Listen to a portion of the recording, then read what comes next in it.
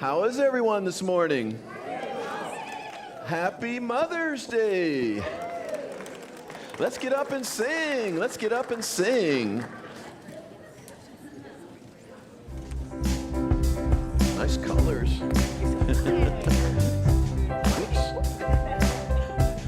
All right, everyone, take a look at the person next to you and say, God loves you and I love you too. God loves you and I love you too. Feel the love in sanctuary. Lift your voice and repeat after me. We come together. We come together. We come together in the name of love. We come together. We come together. We come together in the name of love. Take a look at the person next to you and say, I recognize the God in you. Feel the love in the sanctuary.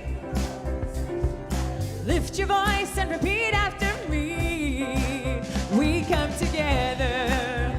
We come together. We come together in the name of love. We come together. We come together. We come together in the name of love. From every walk of life, every creed and color, in spirit reunite and honor all the God in each other. Oh, take a look at the person next to you and say, Namaste, I bow to you. Feel the love in the sanctuary. Lift your voice and repeat after me. We come together. We come together. We come together in the name of love. We come together. We come together. We come together in the name of love. Yeah. It is true. We do come together in the name of love, yes? Yes, beautiful singing out there, everyone. And wow, look at this beautiful color that Elise has on. Wow. It must be Mother's Day. So good to see everyone. So good to be in a space where love is what we do and where we know this great truth that we're going to talk about that today, of how powerful we are and how even when we're in the lower places in life sometimes, there is hope and there is a place for us to move from there as we get in touch with that great power within us. Yes? All right. Thank you so much. And we have, look at Jan. She's all ready to go. Her and Elise got the memo of the colors there. This is Jan Mintz from our board. She's going to give us our announcements. Stop. It being Mother's Day, I have to give a shout out to my two blessings, Danielle and Tyler. Thank you for choosing me to be your mother. I'm so honored. And Daddy's watching, and I just want to tell you how much I admire you and inspired by you, by your bravery, your beauty, your intelligence, and most of all, that huge heart. I love you whole bunches. Okay. Now, our Women's Circle will be meeting today at 12:30 in the teen room. Reverend Gregory Toole will offer a Fear to Faith workshop on Sunday, May 18th, next Sunday, at 12:30 to 2:30. This is a healing workshop to reground our faith during times of change. The Essential Ernest Holmes, a certificated Science of Mind class, will start on Thursday, June 5th with Reverend Gregory. It's an 8-week class and counts towards the practitioner training.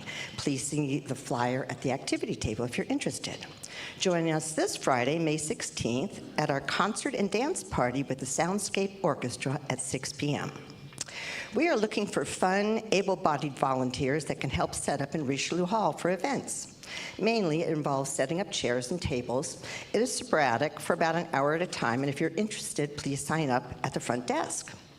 We welcome all of you who are new to our community to attend a free discovery class on May 25th after service. This is a great way to get all your questions answered about Centers for Spiritual Living, learn about the teaching, philosophy, organization, and history. Are you ready to go to the next level with classes? Join Reverend Gregory Toole and practitioner Monica Ruth for an information session on what is required to enter advanced consciousness studies, as well as requirements for entering practitioner training. This will take place on Thursday, May 22nd at 6 p.m. May 25th at 12:30 is our drumming circle across from the teen room. Learn why we all need a shoebox and what to put in it. Join Reverend Kathy Sinfield for an informal chat about the most important topic of our developing care ministry, getting your affairs in order. For those you eventually leave behind. Organizing your shoebox is a lot easier than you might think. Join us Sunday, June 1st after service. I don't think you have to bring a shoebox though, but it might be helpful. Heal My Grief is a retreat at the center here with Tim Ringgold on Saturday, May 31st at 9 a.m. until 5 p.m. and Sunday, June 1st from noon until 4 o'clock. Only 20 spots are available, and the information is at the activity table. We are very excited to have Jamie Lula in concert on Sunday, June 22nd. I've been hearing that name a lot, so I'm excited to hear. Our Sunshine Kids Club has launched an email newsletter. This is a place to see all the exciting things the kids have done, will do, and upcoming special events. Please sign up at the front desk after service with your email address. Everyone is invited to sign up, even if you don't have a child in the program currently. If you're interested in hosting a divine dining event, please talk to Mark Ruth and check out the table in the foyer. Mark's here today. And for a full list of activities, see the weekly newsletter, Spirit Speaks magazine, and the activity table. The Wednesday inspirational talk will be given by Reverend Catherine McKinney. And if you would like prayer for something in your life, please come to the front of the sanctuary by the piano after service. One of our practitioners will lead a prayer circle. You may also place a prayer request in the prayer box in the lobby. If you're here for the first time, we have a gift for you. So if you want to raise your hand, our ushers will bring you a little gift bag. Anybody here for the first time? I can't see through here. Oh, awesome. Very good. Thank you so much. We are honored with your presence. And if you want more information about us, we have a friends table out in the foyer. Go visit that after service, and you'll get even more information. You can give us your email address, and you'll get our weekly e-newsletter.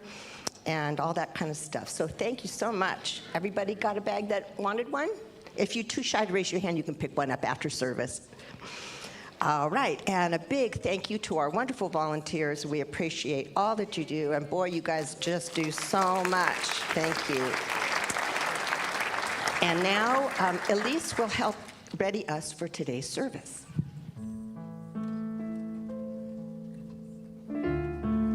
I would invite you all to close your eyes and turn within. Take a deep breath and just still your minds for a second.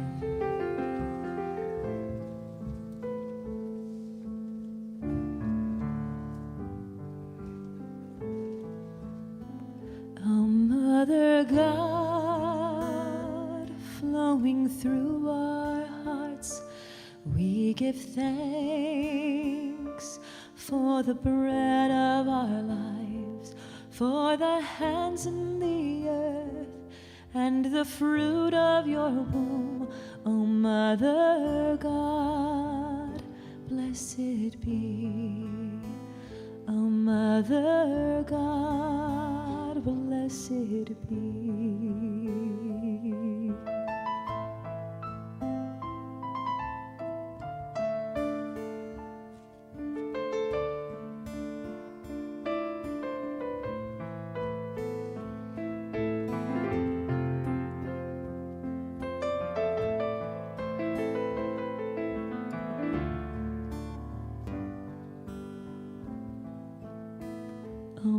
Mother God, thank you for this day, for the love that you wash over me.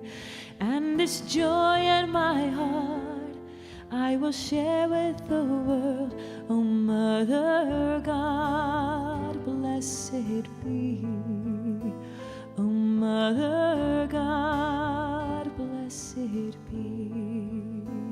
Oh, Mother God, flowing through our hearts, we give thanks for the bread of our lives, for the hands in the earth, and the fruit of your womb. Oh, Mother God, blessed be. Oh, Mother God, blessed be.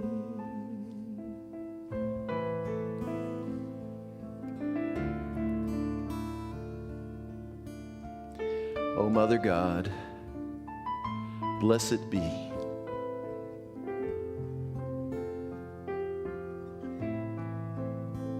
So much love that the presence of God within us and all around us has for us. All is already forgiven in God. God holds nothing against us.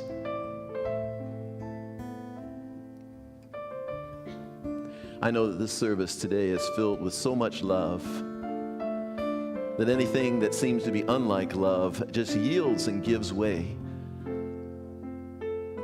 Our hearts are open. Our whole being is open. We are filled with love. The service unfolds with love, and love is the greatest healing power that there is. And so today I know that we experience and leave here with just such a feeling of love that everything else enters into its proper place.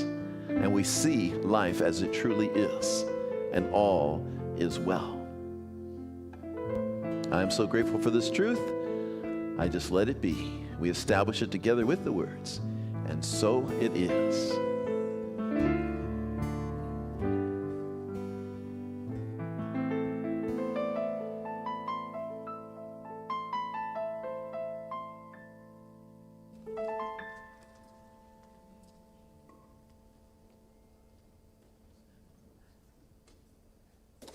Fancy having to work on Mother's Day. But happy Mother's Day. So enjoy today, whether you're celebrating as a mum, or celebrating with a mum, or just celebrating mum. Some years ago, the title of the Sunday's talk was changed very speedily when it was pointed out that the following Sunday was Mother's Day. The original title was Slaying the Dragon. Never has a sermon title been changed as quickly. So one afternoon, a man came home from work and he found total mayhem at his house. His children were outside. They were still in their pajamas, playing in the mud. Empty food boxes all over the place. Wrappers strewn all over the place. Proceeding into the entry, he found an even bigger mess. A lamp turned over, a throw rug wadded up, TV blaring, toys and clothes everywhere. In the kitchen, the dishes filled the kitchen sink.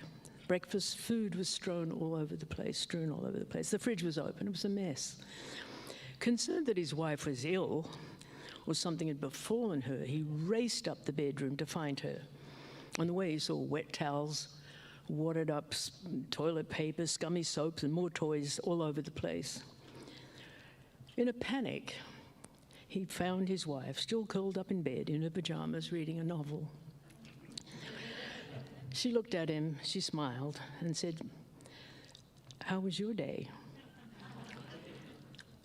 Well, he then said, "What happened?"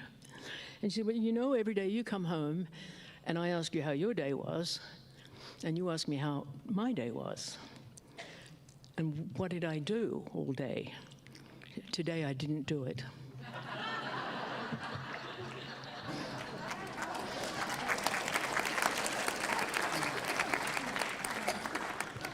Let's be grateful for mums. So she could have chosen this as a terrible yoke to bear, but she chose it probably as a blessing on occasions. And like most mums, she'd just like to be appreciated, not just on one day of the year, but more often. Most people who play victim, like this mother could have, complain about everything. But most of the times they've created the situation themselves. It's a habit. They're not victims. They have a victim mindset. And recognizing that mindset is the first step towards change. You can't change what you can't see. And you can't see what you don't recognize. At this center, we're encouraged to look inside and weed out all the stuff that doesn't serve us. We're all about change and fearlessly moving forward, right?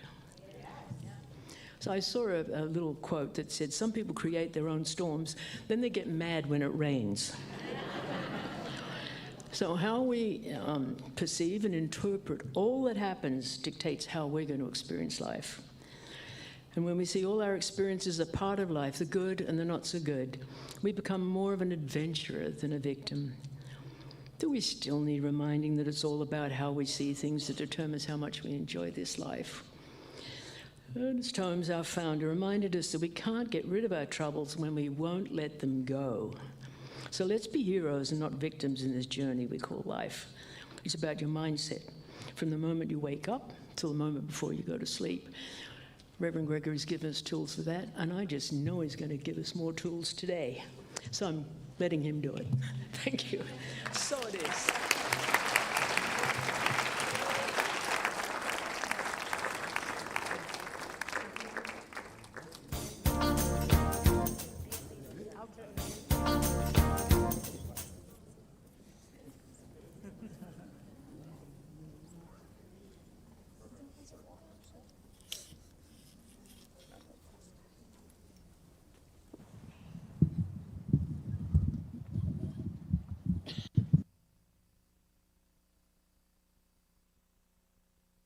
Check. There we go. All right. Everybody, this is the RBCSL choir. You've seen us sing many, many times before. We love singing for you as often as we can. And I wanted to mention we practice on Tuesday nights. If you feel like joining us, all are welcome. I hope to see some more faces on Tuesday. We have a great, great time. There's no prerequisites. You do not have to be a singer. You just have to want to have fun with some folks making music. So all are welcome. Please join us sometime. And with no further ado, we like to sing the song My God Is So Good by Ricky Byers.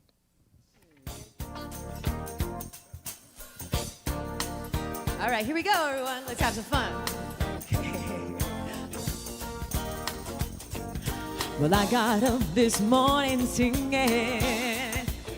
Oh, yeah, I got up this morning singing.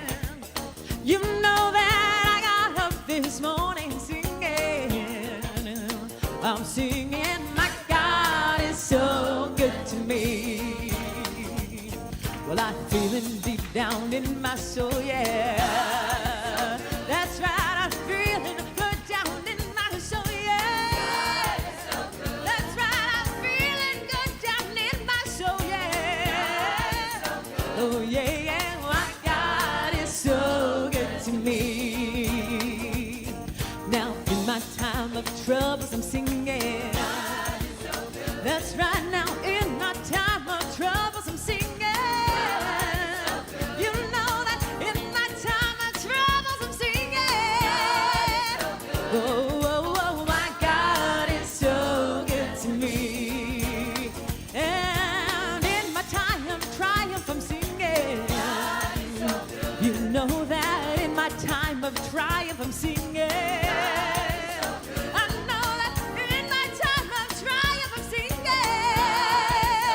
That's right, oh my God is so good to me. And when the day is over, I'm singing. God is so good. You know that when the day is over, I'm singing. Oh, when the day is over, I'm singing. Oh, my God is so good to me. Now every day and everywhere.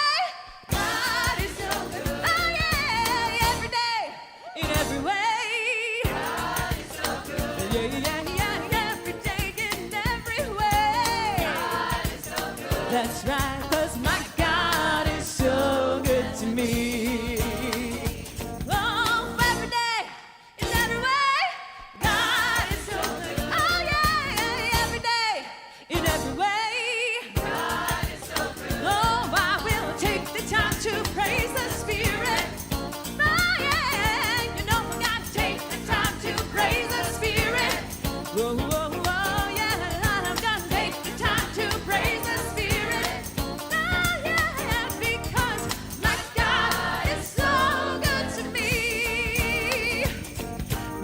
got up this morning singing. God is so good. That's right, yes, I got up this morning singing.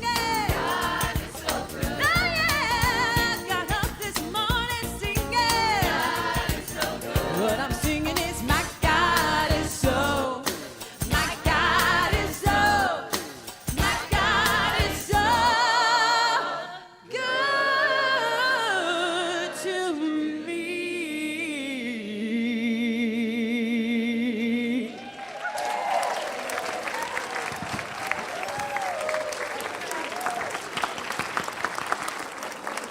Thank you all so much.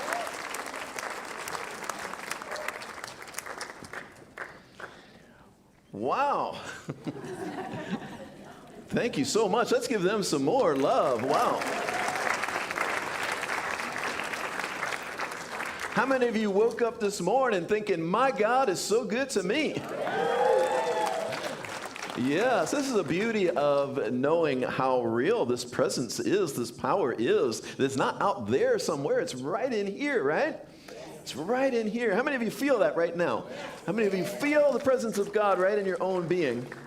Yes, well, happy Mother's Day, and what a beautiful day, Mother's Day. Mothers are so amazing. Mothers are so amazing. That story that Kathy told was just yet one small example, right? But mothers are amazing, and I just honor all of you, not just those who are biological mothers, but all of you who have been a mother to someone in some way, right? Because there's all kind of ways that we can show up in that mother energy. So I honor all, especially right now, I honor that feminine energy. However you're bringing that feminine energy, I honor that today on this Mother's Day. Yes?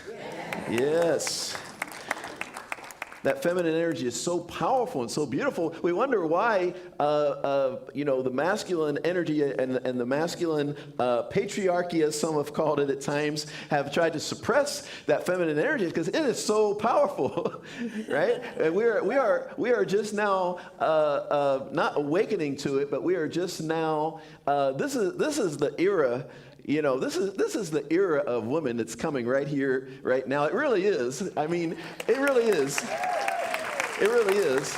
It could appear that it isn't because there's so many things that you could say maybe are pushing against, but that's the evidence right there of what is to come. And I really love that divine feminine energy, and I appreciate it, and I really call on all who are in that feminine energy, all who are living in a feminine form or just expressing it in the feminine, bring it on, because the world is really needing it right now. Yes? Yes. So wonderful. And Doris and Joe were joking with me this morning about, they said, I walked in and they said, Happy Mother's Day, because you're the mother and the father to your cats. But I was ready for him because when I got Rocky, he was only 9 weeks old. And I quickly realized, which felt really strange to me, but I quickly realized I was his mama. And people looked at me a little weird when I would say that. I'm like, I'm his mama. But if you realize that the male cat really doesn't do very much with the kittens, it's really the mother cat that does it all. And he needed so much nurturing. He would just be like right up in here with me, and I would be holding him like a baby. And it was just like, I'm his mother. I never thought those words would come out of my mouth. But it was quite beautiful. And still today, he just loves to curl up, and he loves to put his face right on my face, and his fur is really soft. Yeah. Oh. He is really a cutie. He's a rascal too, though. So today we're talking about, and no connection to Mother's Day. Some people said, like, why are you talking about this topic on Mother's Day? And it's no connection to it. It just happened to be on this day. So we can hold both, right? We can celebrate Mother's Day, and we can get into the Kingdom One consciousness, which actually none of these kingdoms are bad, by the way. Remember last week we were talking about the kingdoms? None of these kingdoms are bad. All of these kingdoms have their place. right? And Kingdom One is a great place where we can be in our pain, be in our sorrow, be in our powerlessness, be in our hopelessness, and really be with it for a moment. We don't have to live there, right? But we can be with that for a moment. This month we're talking about kingdoms of consciousness, and the order of things just has this week be on that topic. So in that Kingdom One, which can be called victim consciousness, but that's a little bit misleading because it also, Kingdom One is really just that beginning stages of consciousness where we haven't yet fully realized our power. We haven't yet fully realized that the presence of the divine is right within us. We haven't yet come to that realization. Oftentimes when people come into Science of Mind, they're bouncing between Kingdom One and Kingdom Two sometimes. Because when problems come up in life, when we live predominantly in Kingdom One, when problems come up in life, we go into that more victim mode. We go into that more like, I am powerless, I can't do anything about this, I am hopeless. Anyone ever been there? Yeah. But we don't have to stay there, but it's a beautiful place to visit sometimes. It's a beautiful place to visit sometimes, you know?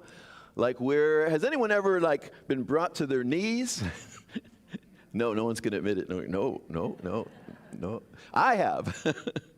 You know, I've had those moments where I'm like, oh, why me? Why me? Oh my goodness, why is this happening to me? That's the topic today. Why is this happening to me? And the beauty of that is that at some of those lowest places, some of the greatest art, some of the greatest creativity, some of the greatest openings for something greater to emerge have come out of those really low moments. I remember, you know, this year, it just snuck up on me, actually. I just realized that this year marks 30 years, which is like, how is that even possible? But this year marks 30 years since I left my corporate career. Yeah. You read about me in Business Week, right? 5-year-old enters the business world.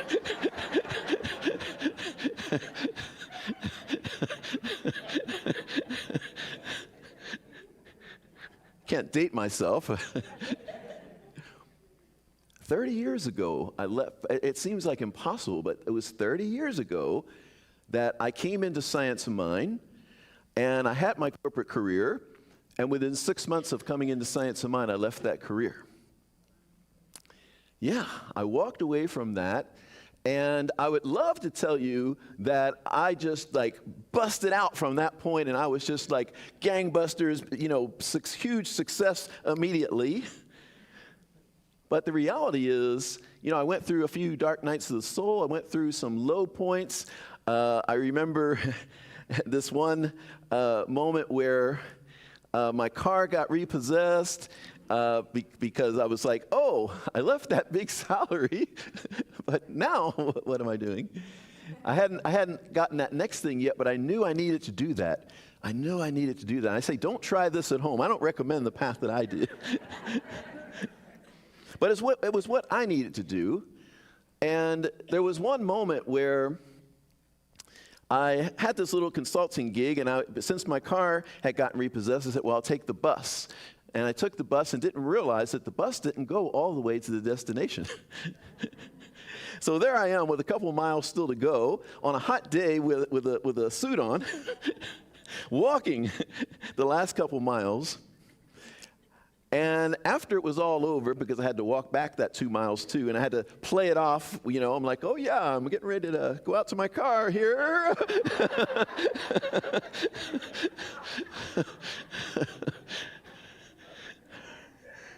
Make sure no one's looking. Okay, let's get to the bus.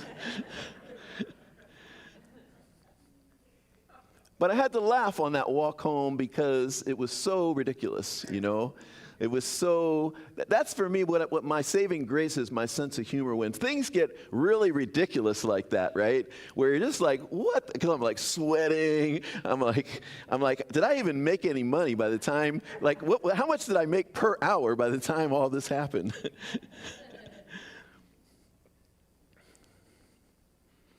But those low moments can be the opening to something greater, right? They can be the opening. It's the greatest time, in many ways, it's the greatest time for spiritual practice. Because I don't know about you, but when I get to those places where I don't know what's going to happen and I'm in fear and doubt and worry, life has my attention. I'll be praying, they got a phrase, praying without ceasing. Well, I was praying without ceasing. I was praying all day long. I was in my meditation. I was praying.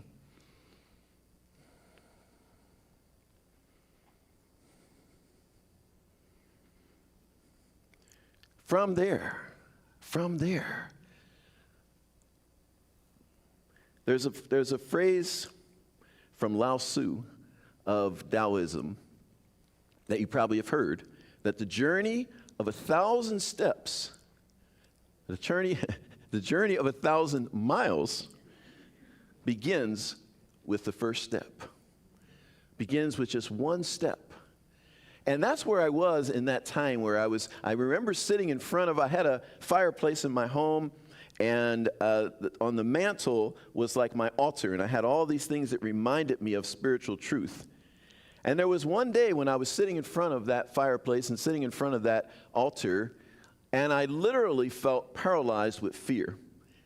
Like I was so much in fear, I literally felt paralyzed. I really felt like if I take a step in this direction, then what if that doesn't work? And then I'm really in trouble because I got no, and it was just like, it seemed like any direction I would go had so much risk, even though there was possibility, and I was literally felt like I was paralyzed with fear. And that phrase from Lao Tzu really applied to that situation. Because eventually I had to get up from that chair that I was sitting in front of that fireplace that day, and I had to say, I have to start taking a step in the direction I want to go. And I have to start identifying, at least, like, I didn't even know specifically where I was going to go from there. When I left my corporate job, I've shared this with you before. When I left my corporate job, I had the great awakening that I was to serve humanity. It was very clear. It was a very clear vision. To serve humanity in a greater way. That was as much clarity as I had. But I was clear on that I was to serve humanity in some greater way than what I had served before.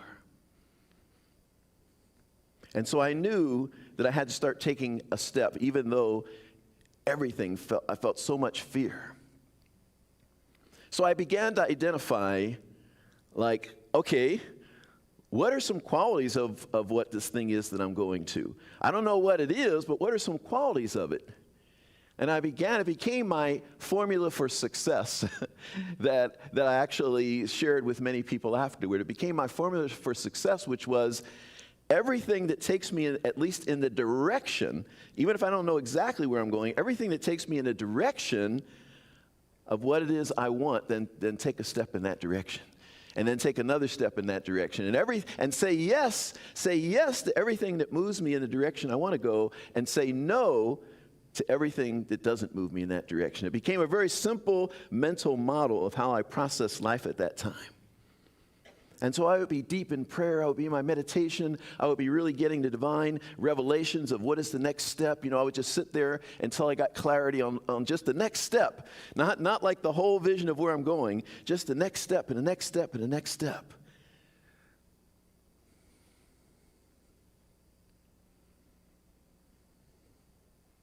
And then some real clarity did come. And it was like, okay, I want to work with youth.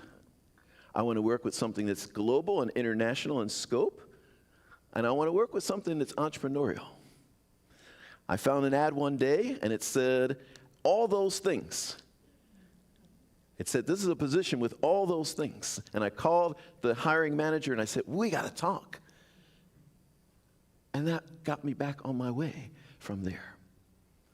So these principles in Science of Mind, we come back to. I want to share something with you here from our Science of Mind text. I want to share something with you about faith because it's my favorite definition of faith from Ernest Holmes, our founder.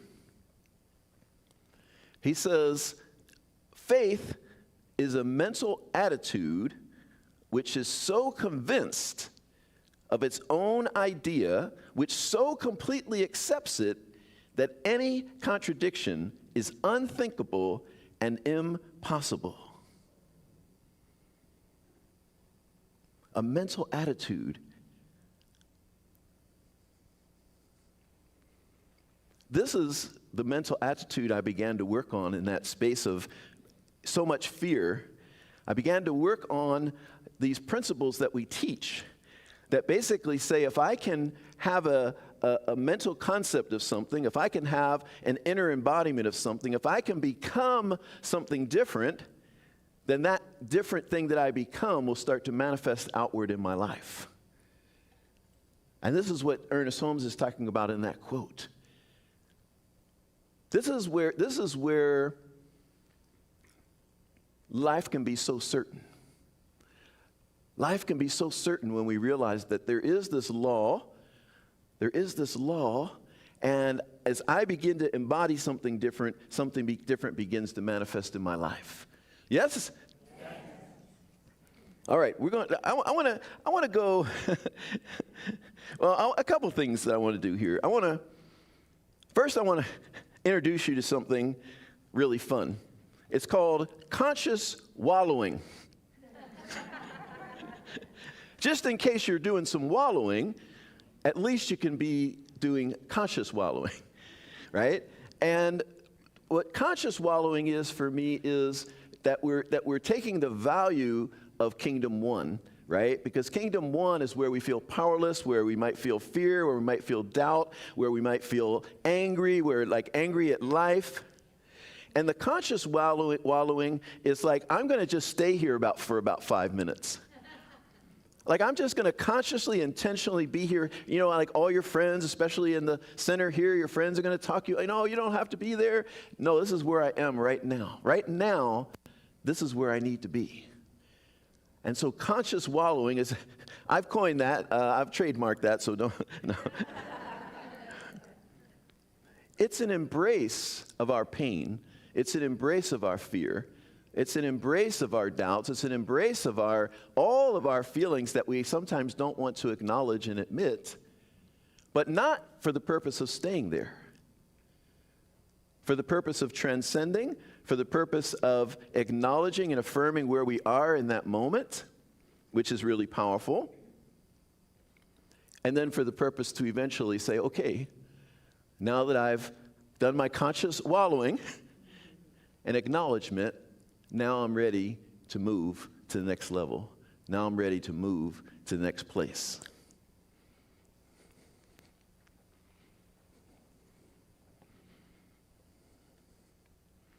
Then no talk on Kingdom 1, I think, would be complete without talking about that scripture where Jesus comes upon a man at a pool by Bethesda. And these are said to be like healing waters there, right? But only when the water gets all stirred up is it supposed to be healing. So you got to be quick. So there's all these people waiting for the water to get stirred up. And you got to be quick to get down there and get in the water when it gets stirred up. And apparently this man's been laying there for 38 years, right? And he's got a story, you know, that every time the water gets stirred up, he doesn't have anyone to help him get down there. And you know, he's always left behind. And so he's been there for 38 years. And then Jesus, with, you know, healer mentality, healer consciousness comes along. And the man tells him his story. I'm sure everyone else that he told his story was just like, oh, yeah, you're never going to get out of there. You know, he couldn't walk, he was infirm, whatever his condition was. And then there's that famous phrase that Jesus said. First he said, wilt thou be made whole?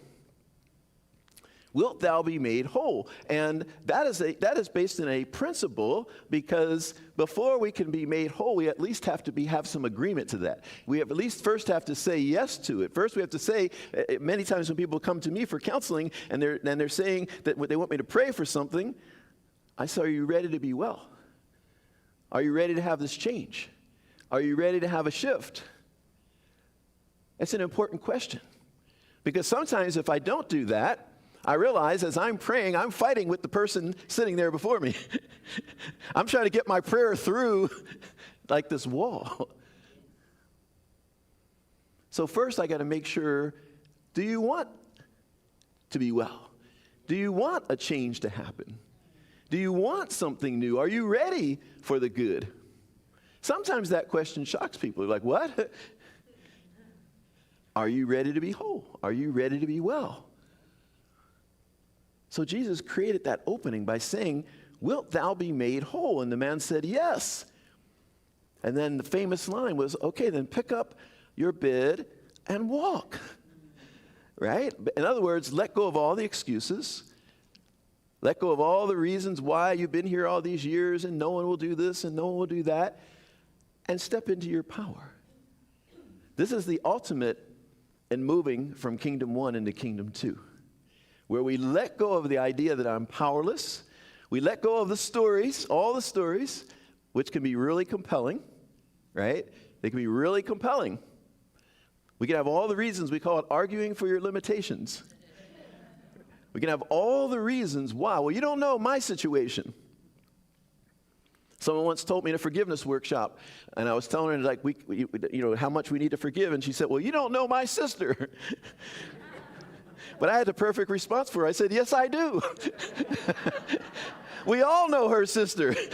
We've all met her sister, not necessarily the person, but we've all met someone that's really difficult. We've all met someone that we find hard to forgive. We all have met that person.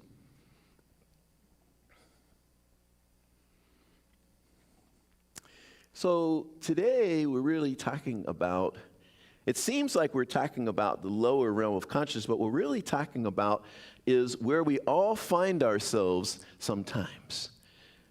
Sometimes we find ourselves in that place of doubt and fear and angry at the world and why is this happening to me and feeling powerless. Like sometimes we've been praying for something for a really long time and we're like, why is this not happening?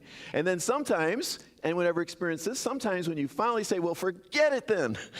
Forget it. I don't even want it anymore. And then boom, it shows up. What happened there? We let go, right? We got out of the way. We got out of the way. So this is the awareness that prayer works. Life responds to us affirmatively according to how we're responding to life. And this is a word for all of us today.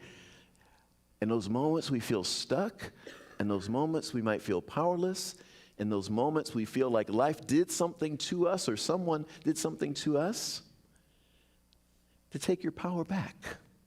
Anyone ever have someone do something to you? No one's going to admit it. Yes, you have.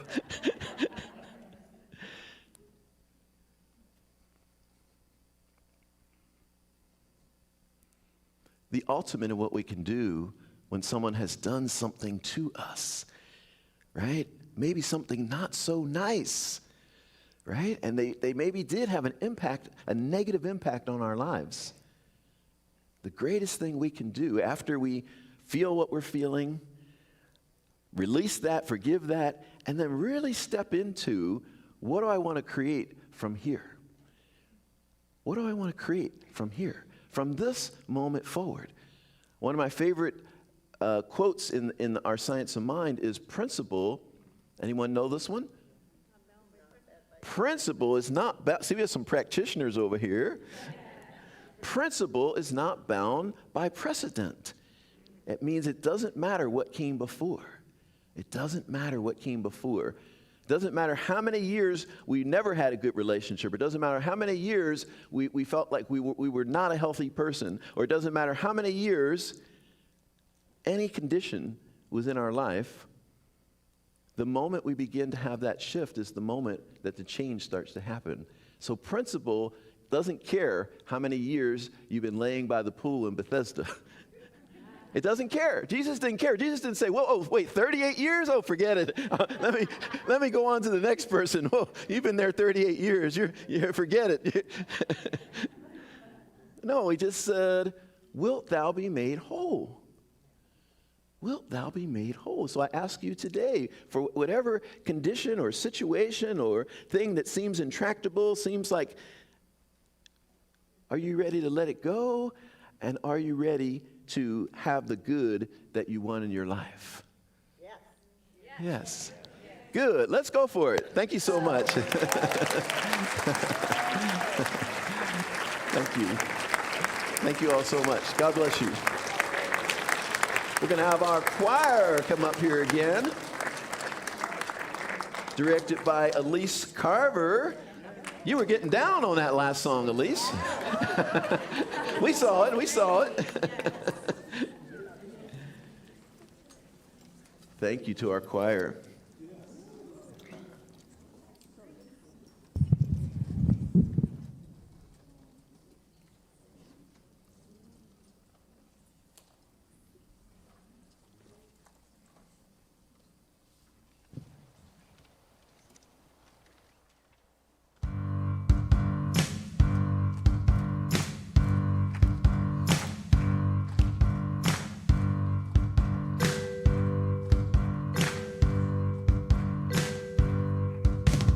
What do you want?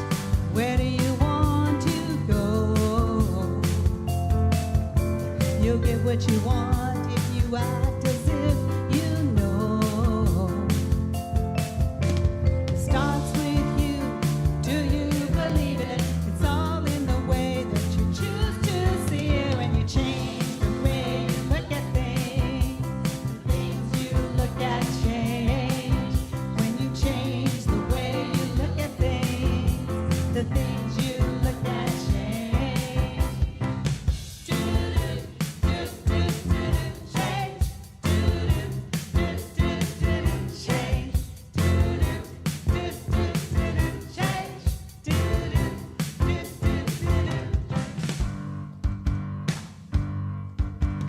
When you feel lost, you can't find your way.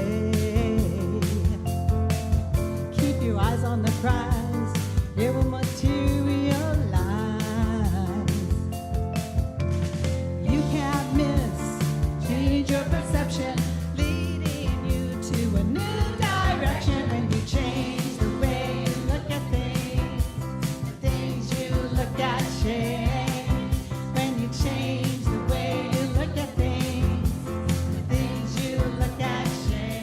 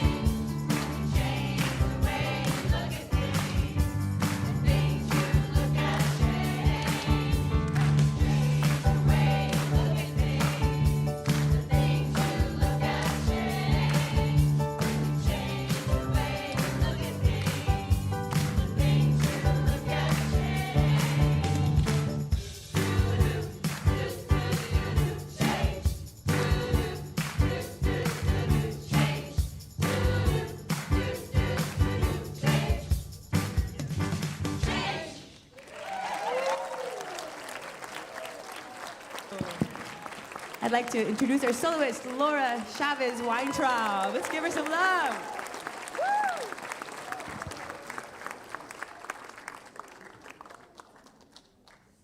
So much. Thank you so much, choir. Yes.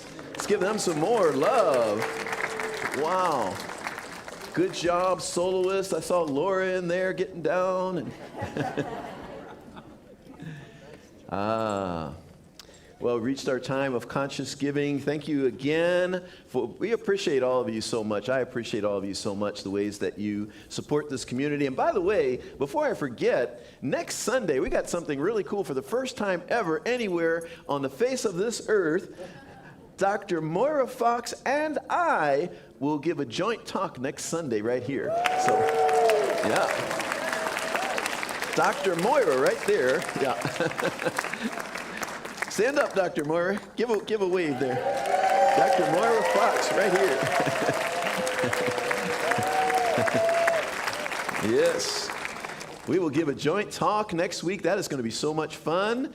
Yes. So be there or be square.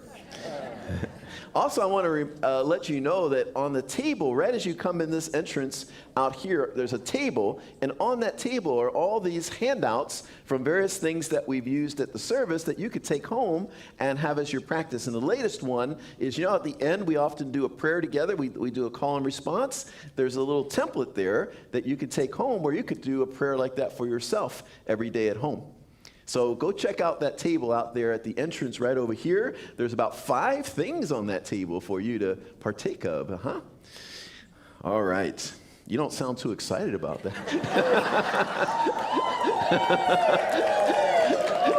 All right. Yeah. Okay. Good. Well, we have so many ways to make it really easy to give to our community because, for one, giving is so much fun. I love to give. One of my favorite things to do is to give. I'm a tither to the community just like anyone else, and that's one of my favorite. I don't write a check. I go online and give that way, but it's one of my favorite things to do is to be able to support the spiritual community, and so I know it is for many of you as well. And so we can go through the website, redondocsl.org/donate. We got a QR code up there. There's also a text to give, 424-379-3733. You can text to give for all of you online. Thank you for all of you who are online. We love having you online. We love the comments that come in, and also we appreciate your support as well. So with that, may we take our gift in our hand, may we put our hand to our heart and do our conscious affirmation together. Divine love consecrates my gift. It goes forth to heal, to bless, and to prosper all those who give and all those who receive. I rejoice in the sharing of my good, and I release my gift with love, and so it is.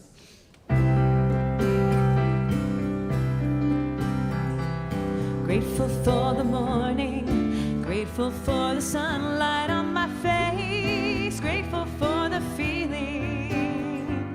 I'm grateful for the knowing, grateful for the love that's in this place, grateful for believing that God is all there is, that God is all there is. Grateful for the morning, grateful for the sunlight on my face, grateful for the feeling. I'm grateful for the knowing, grateful for the love that's in this place, grateful for believing that God is all there is, that God is all there is, God is all there is. Yes. Thank you, Elise Carver. Thank you, Elise Carver. Thank you, Jean-Louis Boudreau on the guitar. Jean-Louis from Montreal. I was going to buy a jacket yesterday just because it said it was made in Montreal. I said, I'll wear this jacket and tell Jean-Louis it was made in Montreal. Yes. So good to be with all of you. Let's stand and let's do one of those prayers that we were talking about. You all look so beautiful out there, so amazing out there. Thank you for all that beautiful energy coming this way to me and circulating around the sanctuary. So let's say this together. There's only one life. That life is God's life. That life is perfect. That life is my life right now. I, and put your name in there, I, Gregory, speak my word. I know that I'm bigger than any of my emotions. I can embrace them all. The fear, the doubt, the worry. I embrace it. I release it. I rise above it. I now choose. I now claim. I now accept. And then you're going to put whatever it is you're choosing right now. So I now claim for myself. You're going to put whatever you put in there. The greatest joy ever for me. Let's hear it. Wonderful, wonderful. And so I give thanks. I am so grateful. I release this word to that immutable law that only knows to say yes. Therefore, I know it is done as I have declared. I let it be. And so it is. Yes, yes, yes. Yes, yes, yes.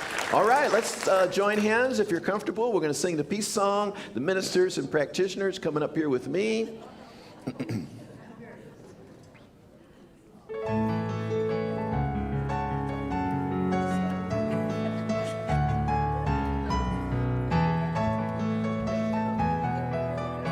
Let there be peace on earth, and let it begin with me.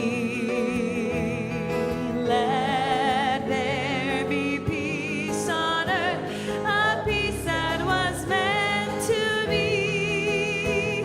With God as our power, united all are we. Let us walk with each other in perfect harmony. Let peace begin with me. Let this be the moment now. Now, with every step I take, let this be my joyous vow. To take each moment and live each moment in peace eternally. Let there be peace on earth, and let it begin with me.